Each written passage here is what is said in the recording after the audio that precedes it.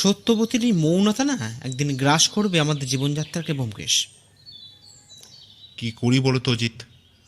তোমার বৌঠানকে কোনো এক সাধু বাবা নাকি বলেছেন 15 দিন মৌন ব্রত করলে আমার শরীর নাকি ভালো থাকবে। একবার ভেবে দেখোই তো, যে সত্যবতীর একটা হৃদয় স্পর্শী ডাকে এই সত্যান্বেষী প্রাণ বিগলিত হয়ে যায়, সাধু বাবার কথা অনুযায়ী নাকি সেটা বন্ধ রাখতে হবে। ভাবতে পারছো একবার? আমি অবাক হয়ে বলি, তুমি কেন কিছু বলছো না ব্যোমকেশ? বলিনি ভাবছ, কিন্তু সত্যি বৌঠানের এই নীরবতায় বেশ কাবু হয়েছেন আমার বাল্যবন্ধু ব্যোমকেশ বক্সী। আমার এই রোম্যান্টিক বন্ধুটি যতবারই বৌঠানকে প্রেমের কবিতার দু কলি বলতে যাচ্ছেন তখনই কোনো উত্তর নেই। অতঃপর বেবাগী এই সত্যান্বেষী এখন সত্য হারা। তবে শুধু ব্যোমকেশ নয়, সত্যবতী না কথা বলায় আমিও বেশ বিপাকেই পড়েছি। আর তাই এখন ভগবানই বর্ষা। আজ সকাল থেকেই ব্যোমকেশ আর আমি সোফায় বসে সময় কাটাচ্ছি। ব্যোমকেশ প্রতিদিনের মতন সংবাদপত্রে মুখরোচক বিজ্ঞাপনগুলো মন দিয়ে পড়ছে, আর আমি খসড়া হাতে করে উপন্যাসের শেষটুকু লেখার চেষ্টা করছি। কিন্তু সমস্যা হলো, আমাদের দুজনেরই একবার কাজে মন দিচ্ছি বটে, কিন্তু বারে বারে চোখ চলে যাচ্ছে সত্যবতীর দিকে, থুরি বৌঠানের দিকে। ঘরের মধ্যে এত নীরবতা সত্যি বলতে একেবারেই ভালো লাগছে না। লেখাটা শেষ হতে আমি আমার ঘরের দিকে যাব, অমনি দরজায় কলিং বেলটা বেজে উঠল। ব্যোমকেশ আমাকে বলল, অজিত, দরজাটা খুলে দেখো, রাখালবাবু এসেছেন। এই বলে সে আবারও সংবাদপত্রে মুখ ঢেকে নিল। আমি গিয়ে দরজা খুলে অবাক হয়ে যাই। সত্যি সত্যি রাখালবাবু দাঁড়িয়ে আছেন আমাদের দরজার সামনে। ভদ্রলোক আমাকে দেখে বললেন, ব্যোমকেশবাবু আছেন নাকি? আমি নিজেকে সামলে বলি, হ্যাঁ হ্যাঁ আছে, আসুন ভেতরে আসুন। তারপর যে যার জায়গায় বসার পর ব্যোমকেশ বলল, এবার এই গরিবকে কিসের দরকার হলো রাখালবাবু? রাখালবাবু একটা দন্ত বিকশিত হাসি হেসে বললেন, মানে কি যে বলেন মশাই, আপনি হলেন একজন তারকা। ব্যোমকেশ ভূত দেখার মতন রাখালবাবুর দিকে চেয়ে বলে, বাবা, আমি তো নেতাও নই আর অভিনেতাও নই, তাহলে তারকা হলাম কিভাবে রাখালবাবু? ওই যে আপনার কর্মকাণ্ড আর অজিতবাবুর লেখনীতে আর কিছু লুকিয়ে রাখার উপায় নেই কিন্তু ব্যোমকেশবাবু। বেশ, সে তো বুঝলাম, কিন্তু এই অধমকে আপনার দরকার হলো কেন? রাখালবাবু কিছু বলতে যাচ্ছিলেন, এমন সময় বৌঠান রাখালবাবুর জন্য কিছু জলযোগ এনে দিল। রাখালবাবু সত্যবতীকে দেখে জিজ্ঞাসা করলেন, বৌমা, তুমি ভালো আছো তো? কিন্তু বৌঠান কিছু উত্তর না দিয়ে রান্নাঘরে চলে গেলেন। রাখালবাবু অবাক হয়ে একবার আমার দিকে আর একবার ব্যোমকেশের দিকে তাকিয়ে থাকলেন। রাখালবাবু এরকম অবস্থা দেখে ব্যোমকেশ আমার দিকে একটা মুচকি হেসে বলল, কিছু মনে করবেন না রাখালবাবু, আসলে সত্য মানে আপনার বৌমার এখন মৌনব্রত চলছে। মানে ঝগড়া নাকি মশাই? না না, একেবারেই নয়। আরে না না, কোন এক সাধু বাবা বলেছেন সত্যবতী 15 দিন মৌনব্রত করলে আমার বিপদ হবে না। এবার ভেবে দেখুন তো রাখালবাবু, যে বিপদ নিয়ে খেলা করে তার নাকি বিপদ হবে না। এটা শোনার পর আমরা তিনজন হেসে উঠি। অমনি রান্নাঘর থেকে বাসন পড়ার শব্দ আসে। ব্যোমকেশ বৌঠানের তিক্ত মেজাজের আন্দাজ পেয়ে নিজেকে সামলে রাখালবাবুকে জিজ্ঞাসা করে, আচ্ছা রাখালবাবু, এবার বলুন তো আপনার এখানে আসার কারণটা কি? রাখালবাবু চায়ের কাপে একটা শুকটান দিয়ে বলতে শুরু করেন,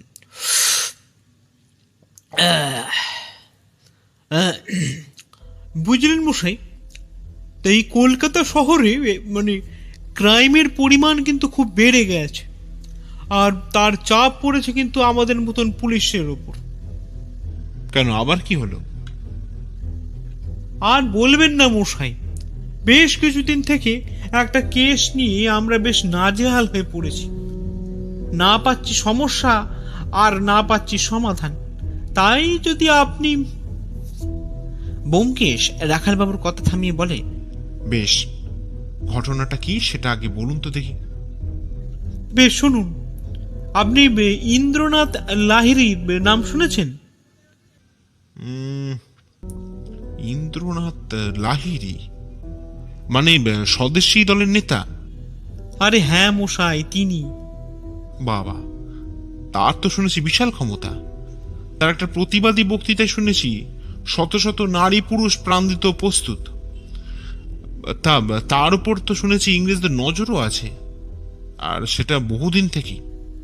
আরে হ্যাঁ মশাই, তবে তিনি এখন আমার জেম্মায়। মানে? হ্যাঁ ব্যোমকেশ বাবু, আসলে হপ্তাখানেক আগে ইন্দ্রনাথ লাহিড়ী নিজের হাতে খুন করেছেন নিজের একমাত্র কন্যাকে। আর কিন্তু সেখানে আমার কি করবার আছে রাখাল বাবু? এবার তো যা করার আপনারা করবেন।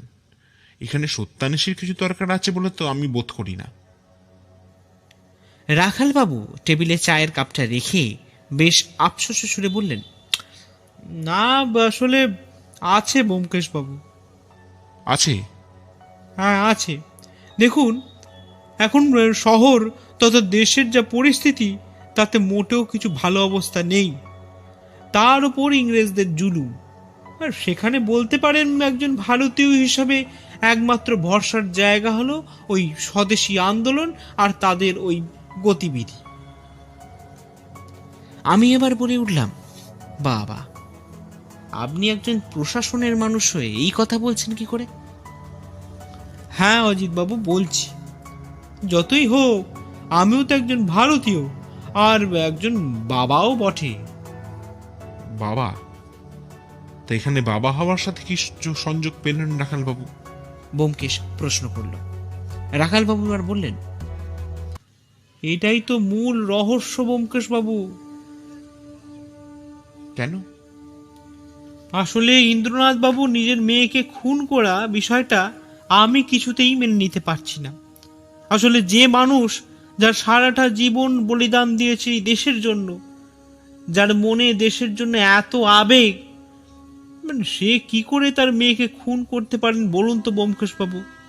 আর সেই জন্যই আপনি আমার সাহায্য প্রার্থনা করতে এখানে চলে এসেছেন।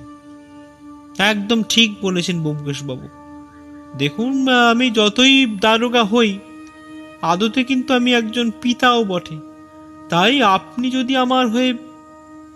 বেশ, সে না হবে, কিন্তু ইন্দ্রনাথ বাবু কি বলছেন?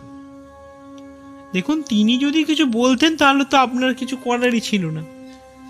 আদালতে যতবারই তাকে সত্যটা জিজ্ঞাসা করা হয়, ততবারই তিনি নিজের মুখে স্বীকার করেছেন তিনি নাকি খুনটা করেছেন। কিন্তু আমি জানি ব্যোমকেশ বাবু যে এর পেছনে কিছু একটা তিক্ত সত্য আছে, যেটা ইন্দ্রনাথ বাবু প্রকাশ্যে আনতে একেবারেই চাইছেন না। ব্যোমকেশ এবার একটা দীর্ঘশ্বাস ফেলে বলে, বেশ, বুঝলাম। কিন্তু আমি কি করতে পারি বলুন তো রাখাল বাবু? যেখানে এক পিতা নিজে স্বীকার করে নিচ্ছে যে সে নিজের হাতেই তার কন্যা সন্তানকে খুন করেছেন, সেখানে আমার কিছু করার আছে বলে তো মনে হয় না। কি বল অজিত? আমি এবার বলি, দেখো ব্যোমকেশ, আমি মানছি এখানে তোমার কিছু করার নেই, সত্যি সত্যি কিছু করার নেই। কিন্তু একটা জিনিস ভেবে দেখো তো, একজন বাংলা মায়ের সন্তান বেঘরে প্রাণ চলে যাবে, সেটা কি ঠিক হবে? আর তার চেয়ে একবার চেষ্টা করেই দেখো না। ব্যোমকেশ এবার আমার দিকে চশমার ফাঁক দিয়ে চেয়ে বলল, বেশ অজিত বাবু, যখন বলছেন তখন তো একটু ভেবে দেখতেই হচ্ছে। তা ইন্দ্রনাথ বাবু কোথায় এখন রাখাল বাবু? রাখালবাবু এবার বললেন, উনি তো আমার হেফাজতেই আছেন, তবে বেশি দিন নয়। এই স্বাধীনতা দিবসের পরেই তার হয়তো বিচার হয়ে যাবে। ব্যোমকেশ হতভম্ব হয়ে বলে, ও মা, এই যে খুবই কম সময় আছে আমাদের হাতের মধ্যে, তার মধ্যে... কথা বলতে গিয়ে থেমে যায় ব্যোমকেশ। তারপর কী সব ভাবে, তারপর বলে, বেশ, আজ বিকালে আমরা দুজন যাচ্ছি, দেখি কি করতে পারি। শান্তি পেলাম ব্যোমকেশ বাবু। তাহলে আমি চলি, আর বিকালে দেখা হচ্ছে। এই বলে ভদ্রলোক চলে গেলেন। আমি দেখলাম ব্যোমকেশ গুম হয়ে চেয়ারে বসে থাকতে। আমি বললাম, কি হয়েছে ব্যোমকেশ? ব্যোমকেশ আমার দিকে ফিরে বলে, অজিত, এই ইন্দ্রনাথ লাহিড়ীকে তুমি কি চেনো? হ্যাঁ, সংবাদপত্র ওনাদের স্বদেশী আন্দোলনের কথা বের হয়েছে, কিন্তু এমন কেন প্রশ্ন করছো ব্যোমকেশ? কিসের প্রতিবাদ জানো? না, সেটা সঠিক বলতে পারবো না। বঙ্গভঙ্গ রোধের চেষ্টা করছেন ওনারা। বহুদিন থেকে ইংরেজদের নাকে দড়ি দিয়ে ঘুরিয়েছেন ইন্দ্রনাথ বাবুরা, কিন্তু এমন কি হলো যার জন্য নিজের মেয়েকে খুন করতে হলো? দেখো ব্যোমকেশ, সেটা তো আমি বলতে পারবো না, তবে ওনাদের মতন সংগ্রামীদের প্রাণ বাঁচানো কিন্তু আমাদের কর্তব্য। তবে মেয়েকে খুন করার বিষয়টা কিন্তু আমি মেনে নিতে পারছি না। ব্যোমকেশ এবার একটা সিগারেট ধরিয়ে বলে, হ্যাঁ, সেটা তো একদম সত্যি কথা বলেছ। তারপর জানলার সামনে গিয়ে নিজে মনে মনে কিসব বিড়বিড় করতে থাকে ব্যোমকেশ। আজ সকাল সকাল আমি আর ব্যোমকেশ গিয়ে পৌঁছালাম রাখালবাবুর থানাতে।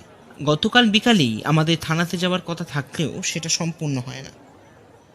ব্যোমকেশের একটি গুরুত্বপূর্ণ কাজ পড়ে যায়, তাই অবশেষে আমরা আজ সকালেই রওনা দিই থানার উদ্দেশ্যে। ব্যোমকেশকে কিন্তু আজ খুব উৎসাহিত লাগছে, তবে ব্যাপারটা যে শুধুমাত্র রহস্যের উন্মোচনের নেশায়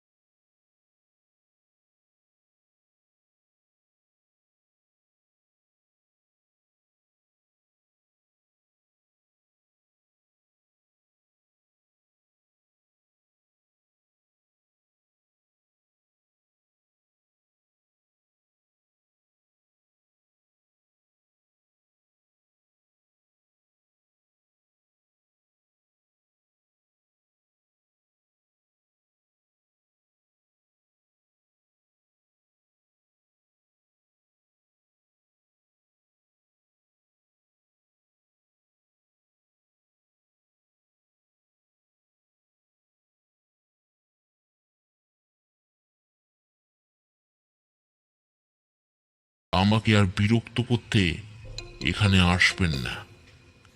এই বলে চলে যাচ্ছিলেন ইন্দ্রনাথবাবু। হঠাৎ হাঁটা থামিয়ে বলল,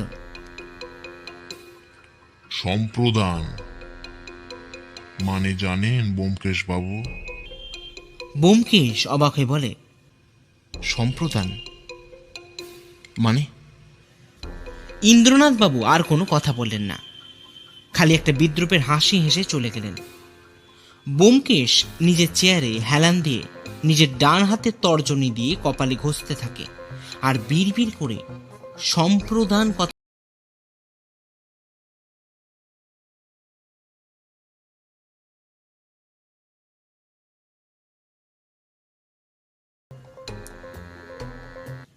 ব্যোমকেশ প্রথমটা নিজেকে সামলে তারপর বলে, হ্যাঁ, কিছুই বুঝতে পারিনি রাখাল বাবু। এমনিতেই ধোঁয়াশা তো ছিলই, ইন্দ্রনাথ বাবুর কথাতে আরো জটিল হয়ে গেল সব বিষয়টা। আমি বললাম, আচ্ছা ব্যোমকেশ, ওই সম্প্রদান ব্যাপারটা কি বলতো? ব্যোমকেশ এবার আমার দিকে ক্ষুদ্র দৃষ্টি ফেলে বেশ রাগে রাঙ্গিকে বলে, সব প্রশ্ন আমাকে করো কেন বলো তো অজিত? ঈশ্বর তো তোমাকেও একটা মাথা দিয়েছেন, সেটা ব্যবহার করো তো। যত সব। এই বলে সে থানার বাইরে বেরিয়ে যায়।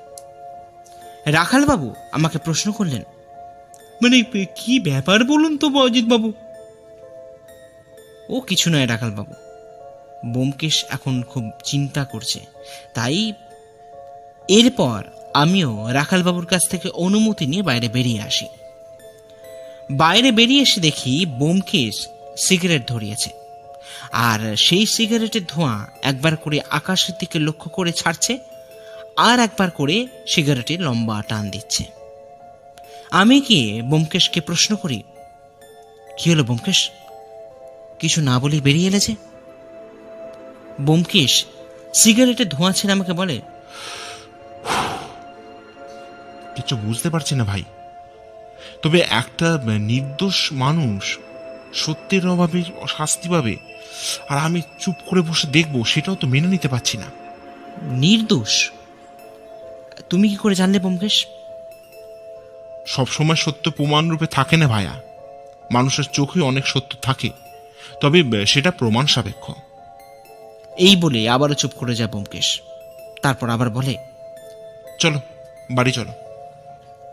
বাড়িতে ফিরে থেকে ব্যোমকেশ চুপ করে বসে আছে সোফার ওপর। বৌঠান দুবার আমাকে ইশারায় ব্যোমকেশের এমন অবস্থার কারণ জানতে চান, কিন্তু কোনো উত্তর না জানা থাকায় আমি উত্তর দিতে পারিনি। অবশেষে বাধ্য হয়ে ব্যোমকেশকে প্রশ্ন করি, ব্যোমকেশ, তোমার কি হলো সেটা তো বলো, তোমার কি শরীর খারাপ লাগছে নাকি? ব্যোমকেশ আমার দিকে ফিরে বলে, অজিত, যিনি খান চিনি তাকে যোগান কিন্তু চিন্তামণি। মানে? ছাড়ো ওসব, এখন আমার কটা প্রশ্ন উত্তর দাও দেখি। বলো না। ব্যোমকেশ এবার আমার দিকে ফিরে বলে, আচ্ছা, তোমার এইসব বিষয় কি মনে হয় বলো তো? আমি একটু ভেবে বলি, দেখো, কিছুই তো মনে হচ্ছে না ভাইয়া। এক হত্যাকারী পিতা যে নিজের স্বার্থে নিজের কন্যাকে খুন করে, তার বিষয়ে ভাবার মতন কিছু আছে বলে আমার তো মনে হয় না। না না অজিত, এত তাড়াতাড়ি বিচার শোনালে চলবে না যে ভাই। তাহলে তুমি কি বলতে চাইছো বলো ব্যোমকেশ? তাহলে তুমি একটু ভেবে বলো যে এখানে কিছু গড়মিল পাচ্ছ কিনা। গড়মিল? না, সেরকম তো কিছু নয়। এরপর আমাদের চমকে দিয়ে সত্যবতী একটা কাগজ এগিয়ে দেয় ব্যোমকেশের দিকে। ব্যোমকেশ সেটা পড়ে বলে, তার মানে সত্য, তুমি বলতে চাইছো ইন্দ্রনাথ বাবু খুন করেননি তার নিজের কন্যাকে? তাহলে আবারও একটা কাগজের টুকরো এগিয়ে দেন বৌঠান। ব্যোমকেশ সেটা দেখে বলে, ও, তুমি তাহলে আরো বলতে চাইছো যে এর ভেতরে গল্প আছে। বেশ, তাহলে তোমার কথা একেবারে ফেলে দেয়া যাচ্ছে না, কিন্তু সত্য। এরপর একটু ভেবে ব্যোমকেশ আবারও বলে, কিন্তু তুমি জানলে কি করে? অমনি বৌঠান আমার দিকে আঙুল দেখিয়ে দেন। এবার আমি বলতে বাধ্য হই, কি করি বলো তো ব্যোমকেশ? তুমি তো বাড়িতে আসা থেকে কোনো কথা বলছিলে না, এদিকে বৌঠানও চিন্তা করছেন, তাই আমি... বেশ ভালোই করেছো, কিন্তু এখন কথা হচ্ছে সত্যর কথা, থুরি সত্যর লেখা অনুযায়ী কিছু তো গন্ডগোল আছে, যেটা আমাকে ভাবিয়ে তুলেছে। বেশ, তাহলে এখন কি করবে ব্যোমকেশ? একটু পুরাতন কিছু বন্ধুদের সঙ্গে যোগাযোগ করতে হবে ভায়া। বিকালে আমি চেয়ারে বসে গীতাঞ্জলির পাতা উল্টাচ্ছি। বৌঠান আর ব্যোমকেশ বারান্দায় দাঁড়িয়ে আছেন। ব্যোমকেশ বারান্দায় রেলিংয়ে ভর দিয়ে সিগারেট ধরিয়েছে, আর সত্যবতী ব্যোমকেশের পেছনে দরজার সামনেটার দিকে চেয়ে দাঁড়িয়ে আছে। তারা পরস্পরের কাছে আসতে চাইলেও বাধা হয়ে দাঁড়াচ্ছে বৌঠানের ওই মৌনব্রত। সকাল থেকেই ব্যোমকেশকে বেশ অশান্ত লাগছে, যেন অনেক পাওয়া থমকে গেছে একটা না চাওয়ার কাছে।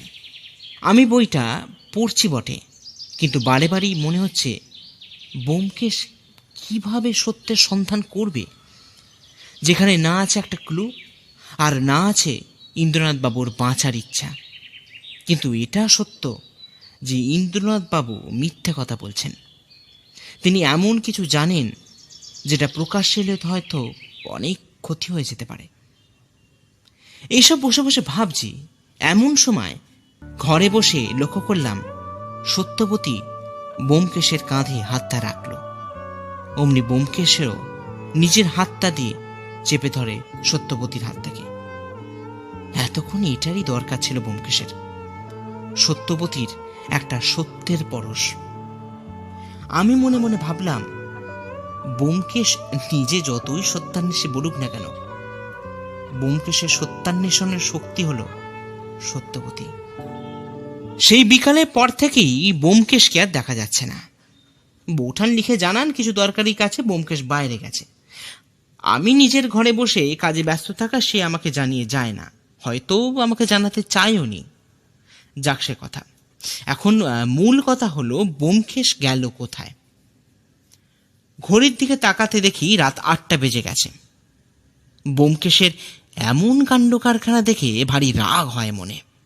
এমনিতেই শহরের পরিস্থিতি মোটেই ভালো নয়, আর তার উপর ব্যোমকেশের তো আর শত্রুর অভাব নেই।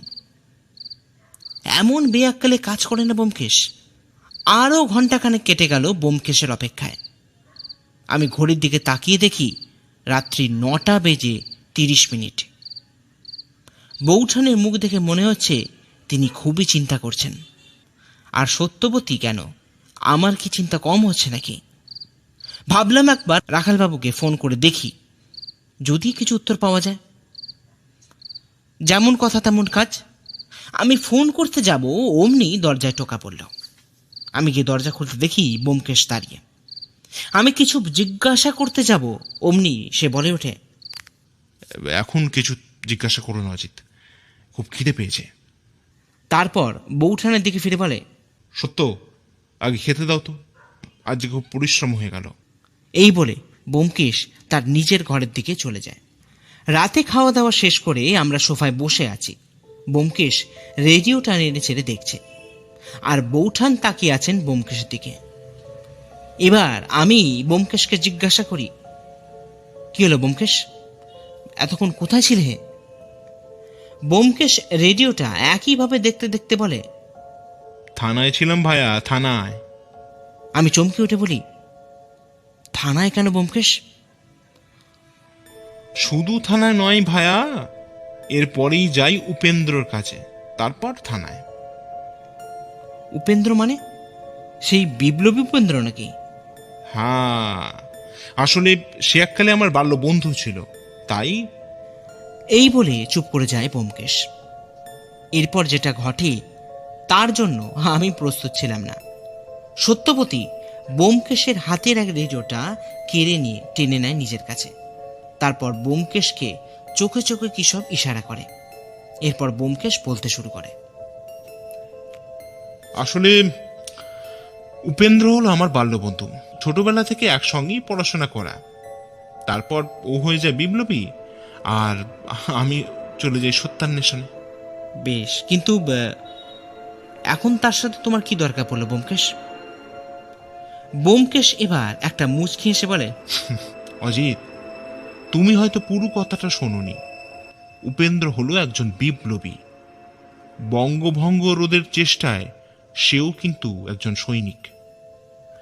বাবা, তাহলে তাকে পেলে কোথায় ব্যোমকেশ? না, সেটা বড় কথা নয় অজিত। জিজ্ঞাসা করো তার সঙ্গে দেখা করার কারণটা কি। আমি একটু ভেবে বলি, হ্যাঁ সেটা তো ঠিকই। বেশ, শোনো। এই বলে ব্যোমকেশ নিজের কোমরে হাত রেখে ঘরের মধ্যে পায়চারি করতে থাকে আর আমাদের সব কথা একে একে বলতে থাকে। দেখো, আমি প্রথম থেকেই জানতাম ইন্দ্রনাথ বাবু একজন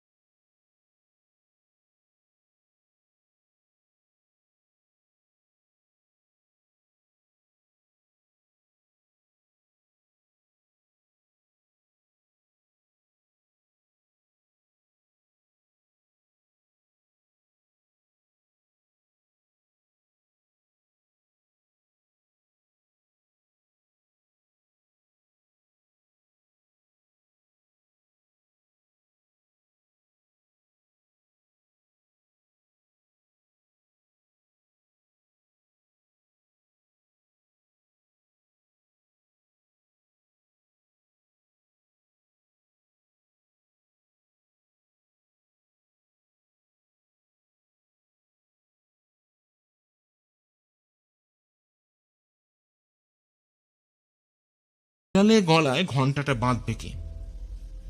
তা তিনারা খোঁজ লাগান যে এই সাহেব নাকি যেমনই লম্পট তেমনি দুশ্চরিত্র। প্রতি রাতে এক নির্দোষ বালিকার সর্বনাশ হয় ওই সাহেবের হাতে। তাই তারা ঠিক করে এক বিপ্লবী বোনকে সাহেবের কাছে পাঠানো হবে, যাতে সে গুরুত্বপূর্ণ নথি নিয়ে আসতে পারে, অতঃপর প্রাণ হরণ করতে পারে সেই ইংরেজ সাহেবের। কিন্তু ঘটনাচক্রে কোনো নারী কিন্তু এই প্রস্তাবে রাজি হয় না। উপরন্তু ইন্দ্রনাথ বাবুকে অপমান করতে থাকে। পিতার অপমান সহ্য করতে না পেরে ইন্দ্রনাথ বাবুর কন্যা মানে রেবতী রাজি হয় ব্যাপারটা। তা এমন এক সমস্যার মধ্যে পড়ে যায় ইন্দ্রনাথ বাবু যে মেয়েকে বাধা দিতেও পারেন না। তাই এক রাতে ইংরেজ সাহেবের সামনে ছদ্মবেশে নিজের চরিত্রকে বাজি লাগায় রেবতী। ইন্দ্রনাথ বাবু বাধা দিতে গেলেও অনেক দেরি হয়ে যায়। ততক্ষণে রেবতীর যা সর্বনাশ হওয়ার তা হয়েই গেছে অজিত। বিপ্লবীদের হাতে পড়ে সাহেবের মৃত্যু হলেও হতভাগ্য বিপ্লবী পিতা মেনে নিতে পারেননি মেয়ের এই সর্বনাশকে। তিনি মেনে নিতে পারেননি যে তার মেয়ের গর্ভে জন্ম নেবে তারই শত্রু সন্তান। তাই এক রাতে বাধ্য হয়ে হত্যা করেন নিজের কন্যাকে এবং সম্প্রদান করেন এই ভারতবর্ষকে। এই বলে ব্যোমকেশ জানলার সামনে গিয়ে দাঁড়ায়। আমি এবার প্রশ্ন করি, তাহলে এখন কি হবে ব্যোমকেশ? ব্যোমকেশ সিগারেট ধরিয়ে সিগারেটের ধোঁয়া ছেড়ে বলে, এক হতভাগ্য মেয়ের এক হতভাগ্য পিতার যা হওয়া উচিত ছিল সেটাই হবে। এবার এই সত্যান্বেষে জিতেও হেরে গেল ভায়া। আমি লক্ষ্য করলাম বাইরে রাস্তার আলোতে যেমন বৃষ্টির ধারা নেমে এসেছে, তেমনি সিগারেটের ধোঁয়ায় ঢাকা ব্যোমকেশের চোখ থেকে নেমে আসছে এক পিতার হাহাকার। ব্যোমকেশের চশমার তলা থেকে জল গড়িয়ে পড়ে চলেছে।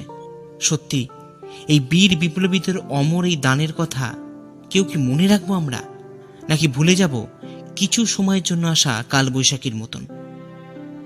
এবার লক্ষ্য করলাম কখন যেন দুফোঁটা জল গড়িয়ে পড়েছে আমার চোখ থেকেও। আর সত্যবতী নিজের আঁচল দিয়ে চোখ মুছে ঘরের ভেতরের দিকে চলে গেল।